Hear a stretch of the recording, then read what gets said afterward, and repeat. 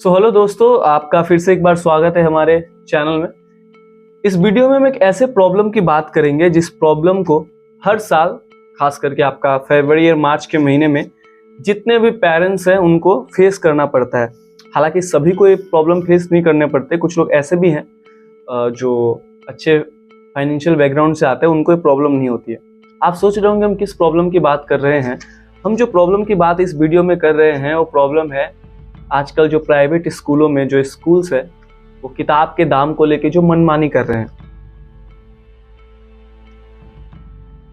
ज्यादातर private school क्या करती है कि एनसीईआरटी की किताबों को छोड़कर जो महंगी प्राइवेट पब्लिकेशन की किताबें होती हैं वो स्टूडेंट्स को जबरन मजबूर करते हैं कि आपको अगर पढ़ना है अप टू क्लास 8, क्योंकि 9 में तो आपको एनसीईआरटी ही पढ़नी पड़ेगी। अप टू क्लास 8 जितने भी छोटे मोटे आजकल इतने सारे स्कूल्स हो गए, private school, English medium schools, इसमें क्या किया जाता है, आपको एनसीईआरटी के जगह पे आपको बोला जाता है कि आप प्राइवेट पब्लिकेशन की बुक लीजिए।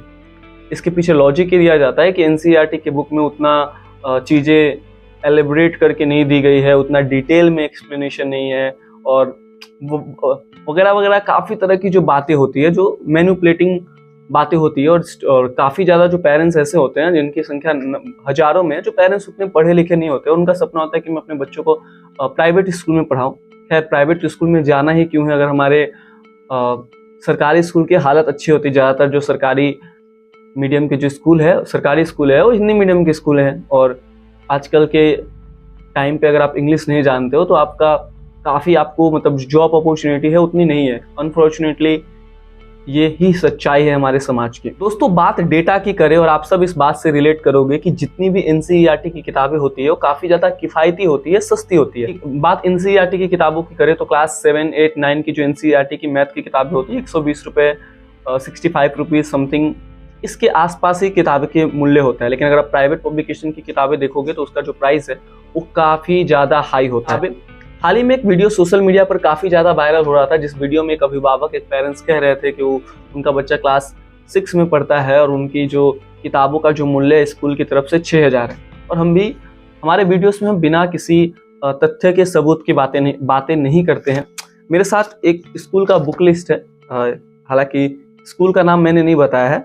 एक क्लास 7 की आप लोग यहाँ पे देख रहे होगे, क्लास 7 की किताब का जो बुक लिस्ट है उसका प्राइस है। यहाँ पे देखिए, आप क्लास 7 की जो टोटल किताब का जो मूल्य है वो है आपका 5333 रुपये।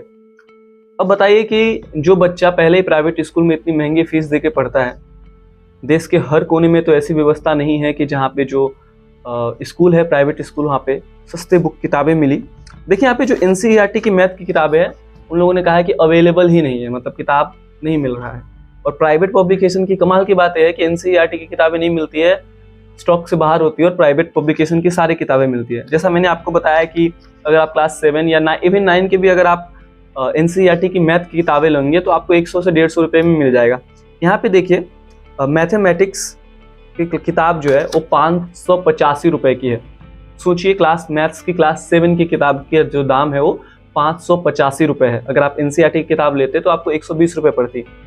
और मैंने खुद पढ़ाई की है, अभी मैं मास्टर्स कर रहा हूँ, मैंने भी क्लास 10, 12 पढ़ी है। हमारे स्कूल में लकीली जो एनसीईआरटी की किताबें फॉलो होती थी और काफ़ी ज़्यादा ऑथेंटिक होती है और उससे ही क्वेश्चंस आते हैं और बहुत ज़्यादा लेवल भी उसका अच्छा होता है। इवन आप बोर्ड्स की बात करो तो मैं अपनी एक्सपीरियंस से बता रहा हूँ कि जब मैंने क्लास 10 का बोर्ड का एग्जाम दिया था तो मोस्ट ऑफ द जो क्वेश्चन होते थे वो एनसीईआरटी की किताबें से आते थे।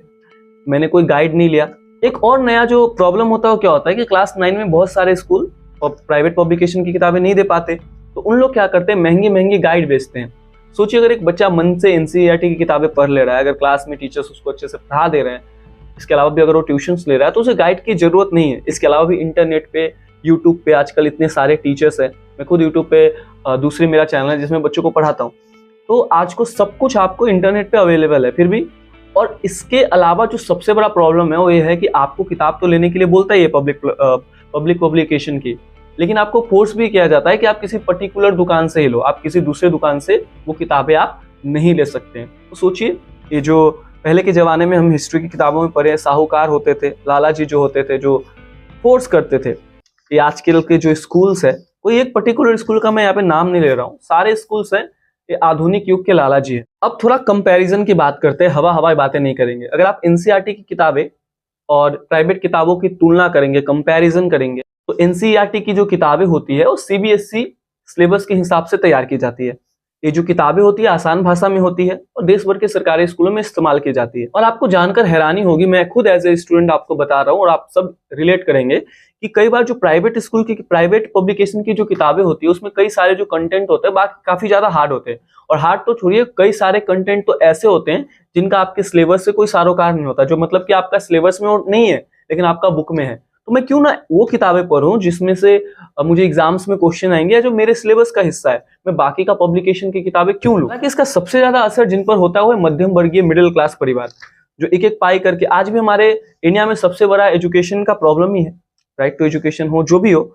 लेकिन आज भी एक पेरेंट्स जो दिन भर कमाई करता है, कड़ी मेहनत करता है, जिनकी सैलरी 20,000 से कम है, वो भी सोचता है कि मेरा बच्चा प्राइवेट स्कूल में पढ़ लिख ले ताकि उनकी गरीबी दूर हो जाए। पढ़ लिख कर अगर बच्चा कुछ बन जाएगा तो उनकी जो प्रॉब्लम्स है वो सॉल्व हो जाएंगे। लेकिन जब वो बच्चा किताब इन सरकार प्राइवेट स्कूलों में यह सोचकर जाता है कि सरकारी स्कूल की तुलना में वहाँ पे पढ़ाई अच्छी होगी, वहाँ पे उनको तरह तरह तरीकों से लूटा जाता है। इसके अलावा भी बहुत सारी प्रॉब्लम है जिसका मैं दूसरे वीडियो में जिक्र करूंगा। वो है कि हर साल बच्चों को दोबारा से एडमिशन कराना पड़ता है। मेरे पास ये लिस्ट है, देखिए यहाँ पे इंग्लिश की किताब का जो दाम है वो आपका है 565। एनसीईआरटी की किताब आपका 85 की मिलती है। हिंदी की किताबें दोस्तों, हिंदी की किताबें यहाँ पे देखिए, हिंदी की किताब का दाम है 495 रुपए। अगर आप एनसीईआरटी की हिंदी की किताबें लेंगे तो आपको 65 रुपए से लेके 105 रुपए तक मिल जाएंगी। ये लूट नहीं है तो क्या है? सरकार को इसके लिए कदम उठाना चाहिए, क्योंकि अगर आप किसी भी देश को मजबूत बनाना चाहते हो तो वहाँ के एजुकेशन इंफ्रास्ट्रक्चर को आपको मजबूत बनाना पड़ेगा। अब सवाल है कि आखिर सरकार नियम क्यों नहीं बनाती है? दोस्तों, सरकार नियम नहीं बनाती है, सरकार नियम बनाए भी क्यों? उनके बच्चे तो प्राइवेट स्कूल में पढ़ते हैं, विदेशों में पढ़ते हैं, उनको तो पैसों की कमी नहीं है, भुगतते हम और आप जैसे मिडिल क्लास के लोग हैं। तो सरकार से भी उम्मीद नहीं रखी जा सकती है। तो क्यों ना अभिभावकों को ही सामने आना होगा और ये जो प्राइस हाइक है, जो प्राइवेट पब्लिकेशन की किताबें हैं, उनका विरोध करना चाहिए कि आप हमको पढ़ा रहे हो, आप एनसीईआरटी की किताबें पढ़ाओ। मैंने रूल्स की बात की तो एनसीईआरटी या फिर सीबीएसई में कोई सच रूल है नहीं कि आपको एनसीईआरटी की किताबें ही पढ़ानी पड़ेगी। एनसीईआरटी सीबीएसई छूट देता है स्कूलों को कि आप जो है वो प्राइवेट पब्लिकेशन की किताबें पढ़ा सकते हैं। तो क्यों ना रूल ही ऐसा किया जाए जहां पे बोले कि नहीं आप एनसीईआरटी की सिर्फ पढ़ाओ। हालांकि बहुत सारे ऐसे राज्य हैं जहां की सरकारों ने इस विषय पर अच्छा काम किया है।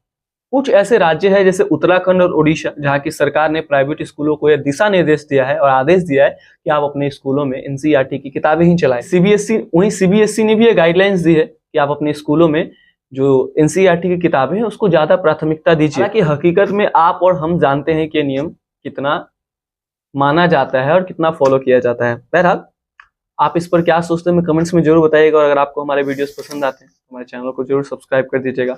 हम ऐसे ही जमीन से जुड़े मुद्दे लेते आएंगे और ऐसे टॉपिक पर बात करेंगे जिस पे ज्यादा बात नहीं होती। तब तक के लिए अपना बहुत ख्याल रखिए। धन्यवाद।